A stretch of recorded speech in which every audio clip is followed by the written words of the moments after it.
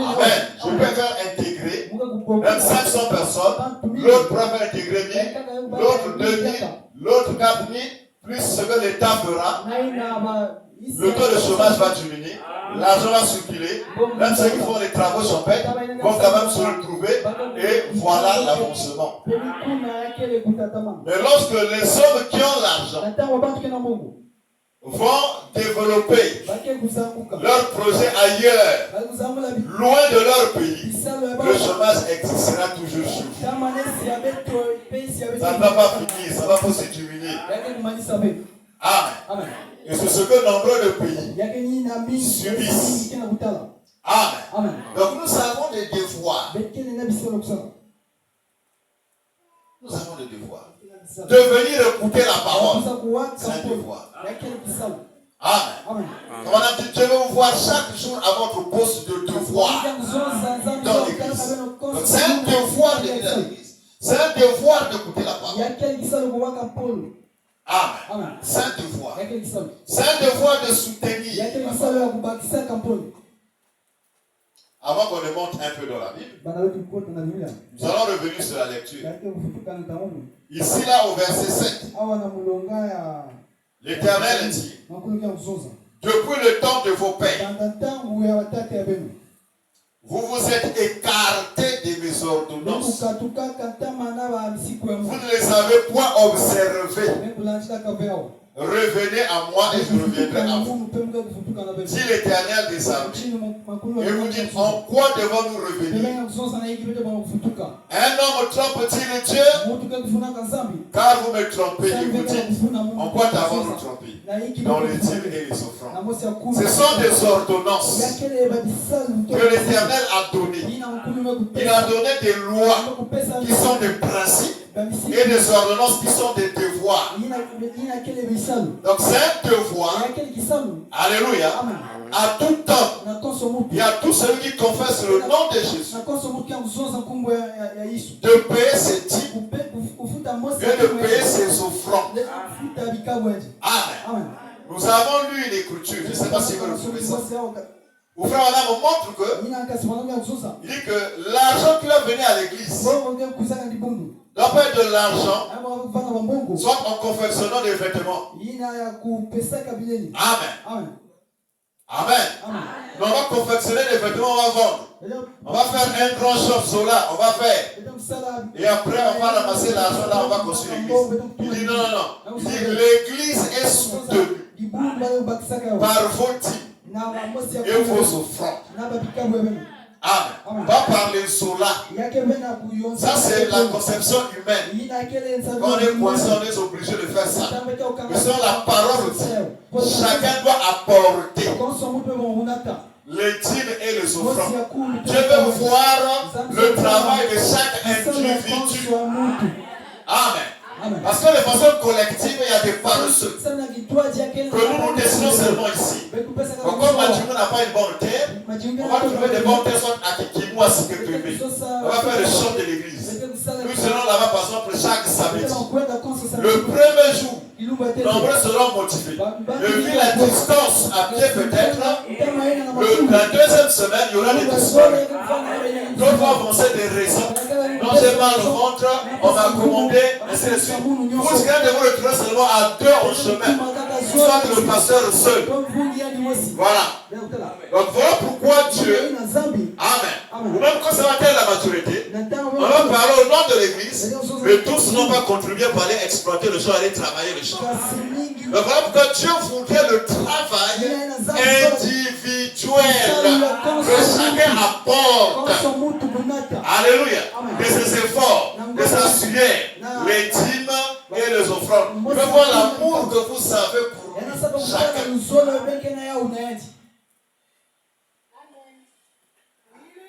Amen. Est-ce que tu peux acclamer le Seigneur?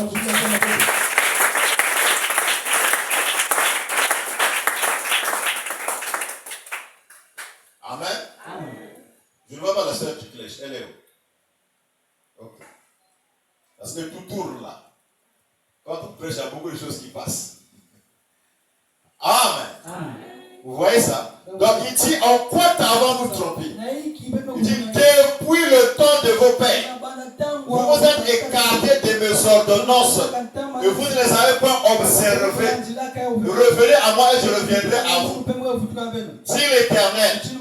Et vous dites, en quoi devons-nous revenir? Donc depuis le temps de vos pères, vous êtes écartés de mes ordonnances. Amen.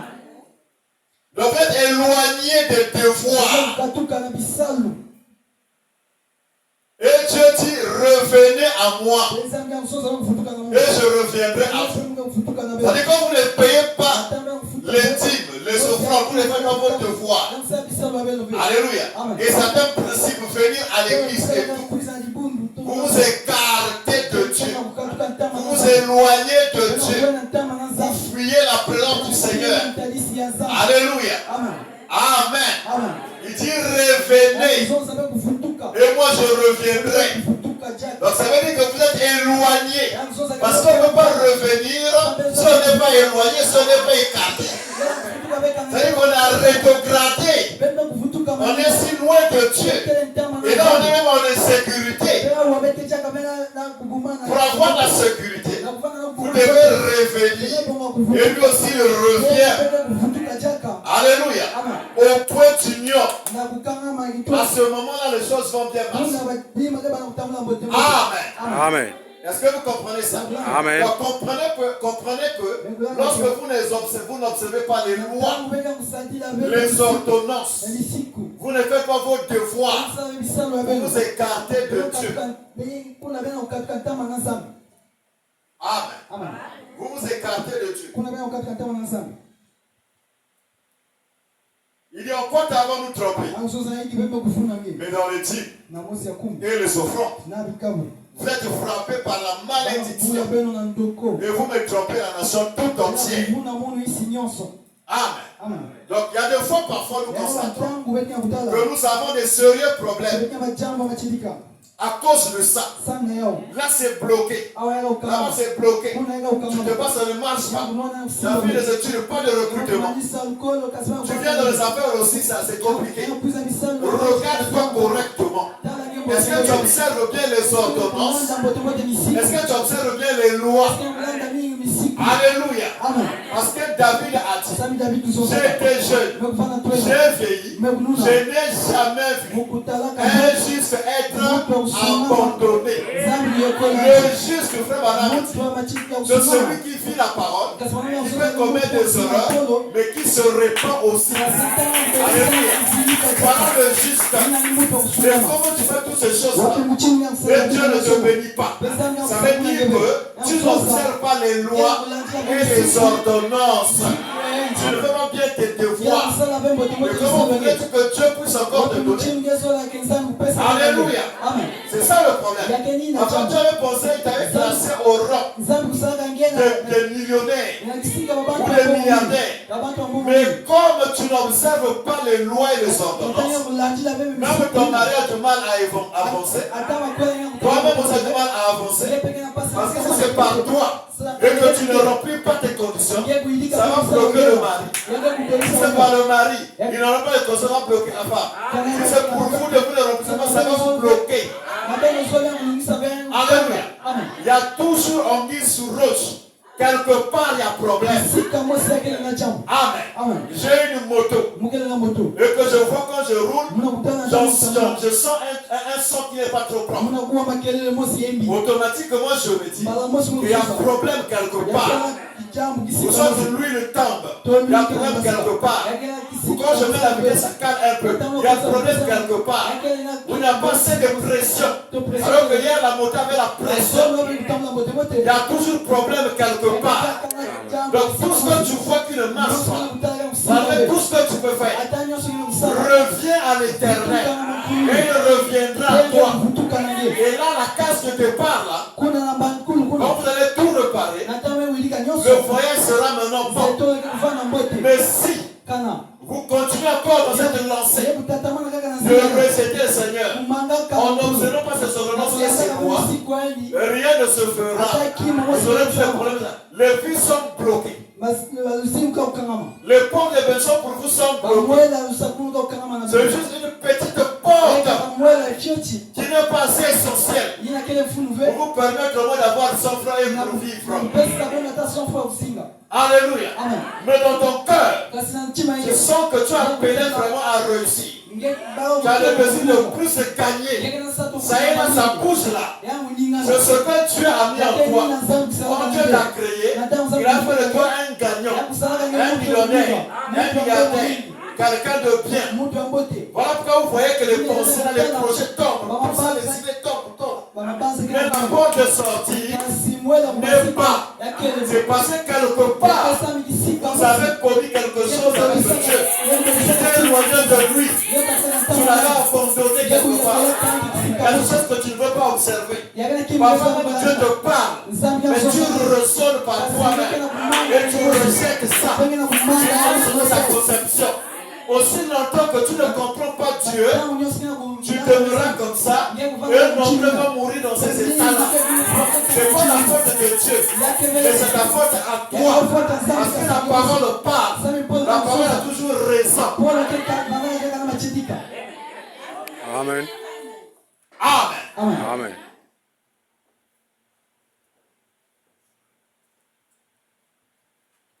Regardez un homme comme John Chalet. Vraiment, c'est un témoignage que nous consommons et qui marque. Avec peine, il cassait les pierres. Moi, j'ai quand même vécu longtemps après sa vie. Et je vais de temps en temps. Dans le quartier où j'ai vécu ma sixième, nous étions juste au bord du tree, au bord du fleuve. Donc, quand je vais me promener, quand je recevais des amis, on vit directement derrière la maison. On arrive au fleuve. Et vous allez voir beaucoup de gens qui cassent les cailloux là. Avec des masses, une grosse pierre. Il tape, parfois la masse rebondit même. Mais il insiste, ça rebondit. Il va y avoir une petite faille se fait. Ça rebondit, il insiste encore. Parfois il prend le pilet, il brûle parfois la pierre. Pour la rendre un peu fragile. Et je vois des femmes qui prennent les cailloux là, qui les cassent en petit. Alléluia. Et il le vend. Donc c'est un travail difficile. Et lui, c'est ce qu'il faisait. Il a eu de l'argent, il a construit sa maison. Amen. Mais Dieu vient lui dire que toute ta maison là, donne cela à cet homme là-bas. Amen. Et lui aussi, il a obéi. Regardez, construire n'est pas facile. Moi, je n'ai pas encore construit, mais c'est comme construire. Je comprends qu'il souffre. Parce que je suis proche d'eux. Amen. C'est pas facile. D'abord, les maçons peuvent te mettre dans les pâtés, ils sont manières, ils sont compliqués. Au moins que tu les déplaces. Mais s'ils sont dans la localité, ils ont d'autres sorties. Ils vont faire moitié. Amen. Mais ils vont te rassurer au début. Oh, c'est un petit problème. Ils ont d'autres activités là. Donc c'est compliqué. Bon, tout ça, il a fini. Dieu lui donne cette tête. Voyez-vous? C'était pour tester sa foi. Et il a aussi fait comme Abraham. Il a voulu donner son fils en sacrifice. Tu as approuvé. Amen. Une femme les a donné un conteneur. Il veut pour vous là pour un temps. Amen. Et après ils ont avancé. Il achetait des maisons, il rétablissait les maisons et il les revendait encore. Il a eu beaucoup d'argent. Il a fait des grandes plantations à perte de vue. Amen. Mais il payait son argent après Banam. L'offrande missionnaire après Banam. C'était beaucoup d'argent. Il pouvait comment tu peux dire, il pouvait recruter 1500 Mexicains qui feraient Banam. 1500. Il va travailler à Nisala. Chez lui, c'est John Chalet. Vous voyez comment est-ce que Dieu vit? Amen. Mais même la dîme du temps, on a du mal. On veut utiliser tout notre temps nous-mêmes. Avant, on ne fait rien de bon avec. Nama solo, Quand ma série, on va voir un tel, on se promène au monde, on se rassemble, on dort. Mais venir à l'église pour seulement 1h30, 2 heures, on trouve que c'est assez pour Dieu. Je préfère m'asseoir à la maison. Alléluia. Et attendre seulement le dimanche. Ou encore, je vais donner des raisons. Et on sera, vous voulez que Dieu vous bénisse. Je ne pense pas. Même moi, si je me comporte de la sorte, Dieu me bloquera quelque part. Amen. Un fils de Dieu n'est pas appelé à souffrir. Le problème peut arriver, oui. Mais Dieu sait faire quelque chose pour toi. Je obéis aux ordonnances. Je fais tout. Mais c'est toutes les raisons de coincer Dieu. Alléluia. Si Média était guéri de la kyste, donc Dieu l'avait frappé par désobéissance. Le fait qu'elle n'ait pas compris son devoir de soumission auprès du frère Branham. Dieu a levé sa main. Il a frappé la femme. C'est pas parce que c'est la femme d'un prophète. Dieu l'a frappé. Mais comment ce frère Branham a fait pour amener Dieu à guérir sa femme? Frère Branham l'a rappelé les œuvres de Médapha. Quand je vais en somme missionnaire, elle prie pour moi, elle arrange mon sac, elle repasse les vêtements, elle. Mais quand tu vas coincer Dieu en quoi? Tu vas le rappeler en quoi? Dieu dira que tu vas à l'église comme le fois dans la semaine. Parfois même le mois, tu as assis, tu as disparu. Tu vas mourir avec des petits corps. Mais Dieu ne te donnera pas de grandes opportunités. Les grandes opportunités, c'est pour nous. Parce que Dieu que cela paye la vie. Les païens qui en font, qui exécutent aux ordonnances, regardez comment est-ce que Dieu les fait. Amen. Alléluia.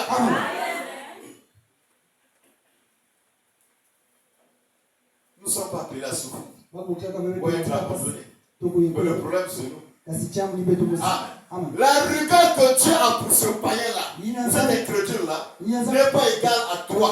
Dieu est plus rigoureux avec nous que celui qui a pris en enfer. Mais celui qui va rentrer à la maison, dans la gloire, Dieu est plus strict. Alléluia. Amen. Amen. J'ai mes enfants dans la même classe que les autres. Mais c'est là plus rigoureux avec mon enfant. La même rigueur que je vais attribuer à mon enfant, ce ne sera pas égal à celui qui n'est pas mon enfant. Amen. Parce que lui, c'est moi. Il doit réussir. Il doit méditer. Il doit éclairer. Arrivé à la maison, je peux le punir. Tu ne manges pas. Tu as une mauvaise moyenne, une mauvaise note. Pars au tableau. Travaille. Réveille-toi. Ainsi de suite. Mais celui-là, est-ce que je ferai autant? Donc c'est ce que nous sommes avec Dieu. Si un peu plus tricher, on a acheté le bac, on a acheté le concours, mais chez moi, ça ne passera pas. C'est ce que nous sommes avec Dieu. Ceux-là sont bénis à avancer, oui. Moi aussi, je peux être béni. Mais si je respecte réellement ce que Dieu veut que je fasse, la manière que Dieu me traite n'est pas égale à lui. C'est ce que vous devez comprendre. Donc notre chemin nous est tellement strict que le chemin de mafia, de corruption. Alléluia.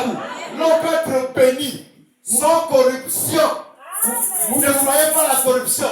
C'est tellement ancien dans notre pays que les gens veulent corrompre. L'homme a acheté le concours, c'est la corruption.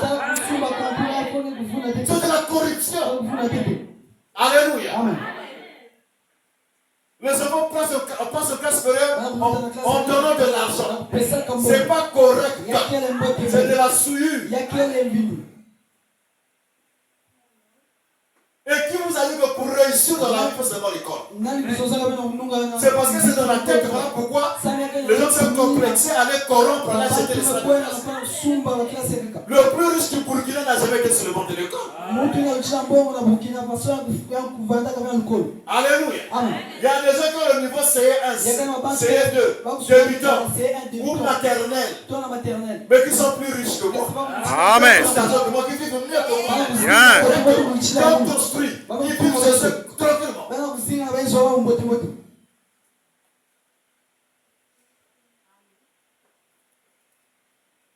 Les devoirs du chrétien. J'ai appelé des bien-aimés qui ne sont même pas membres de cette église. Je suis en train de faire une campagne d'évangélisation. Je ne les ai même pas même montré les invitations. Il dit, mais bien-aimés, j'ai besoin que vous puissiez nous soutenir. D'autres sont des docteurs au CHU. Il y a un qui m'a dit, oh d'accord, c'est quand je viens la date, j'ai dit, bon d'accord, là je vais au Sénégal. À mon retour, le 15, rappelle-moi, je vais donner mon argent. Il y a même ceux quand j'ai dit, non, demain matin tu me rappelles, je vais ma contribution, ils ont envoyé m'en faire des dépôts.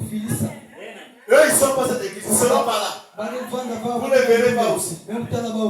Amen. Mais ils ont envoyé. Maintenant, combien de fois toi qui es là, tu as bénéficié de la bénédiction de cette présence et que tu ne contribues pas.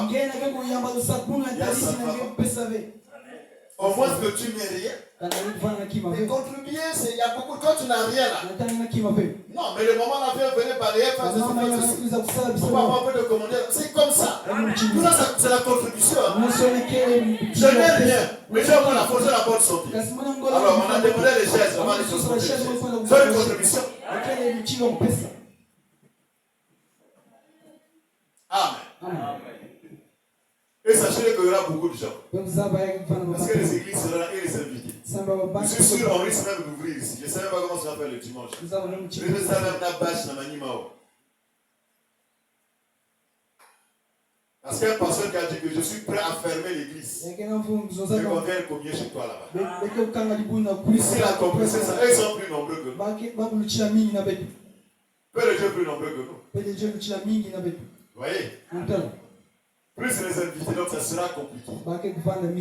S'ils réalisent ça. Donc, mais au moins les gens seront là.